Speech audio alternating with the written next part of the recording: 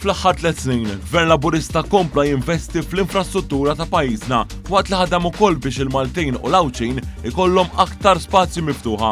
Fl-infrastruttura, il-Gvern permezz tal-Aġenzija Infrastructure Malta kompla bl-investiment massiġġ tiegħu biex jitranġaw it-toroq kollha ta' pajjiżna. Dan bi proġetti bħal dak taħdejn l-ajruport u l-ieħor bis-Switu f'Ħalluqa, waqt li issa għaddejja ħidma fuq il-proġett infrastrutturali tal-Imsejda Creek. Il-Gvern qed jaħdem ukoll fuq l-inizjattiva Vjal Kulħadd fejn tlesta l-ewwel proġett dak ta' Triq Żabbar li twassal miż-Żejtun għal Ħażabbar. Din l-inizjattiva se twassal għal trasformazzjoni ta' 14-il żona differenti madwar pajjiżna, kollaborazzjoni u fuq ix-xewqa tal-Kunsill Lokali għal proġetti favur in-nies u l-komunitajiet. Is-servizz tal-feri fil-portijiet madwar il-Belt Valletta, jiġifieri dak tal-Kottonera u ta' Sliema, ġib l-ħlas għal dawk li jużaw it-tal-linja kart.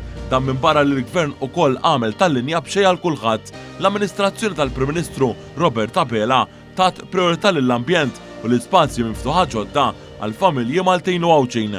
Għal dan il-għan inħolqot l-Aġenzija Governattiva Project Green fejn saru numru ta' spazji ġodda għal familji fosthom dak f'Benajsa f'Birzebbuġa, il-Park tal-Glażiż fil-Kottonera, f'Tinċita, Ħattart u Ġnien Spencer fil-Marsa.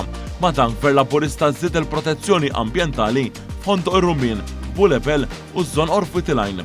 Xi ħaġa oħra favur l-ambjent li għamel Gvern Laburista id-dik tax-xortu xi fil-Port il-Kbir.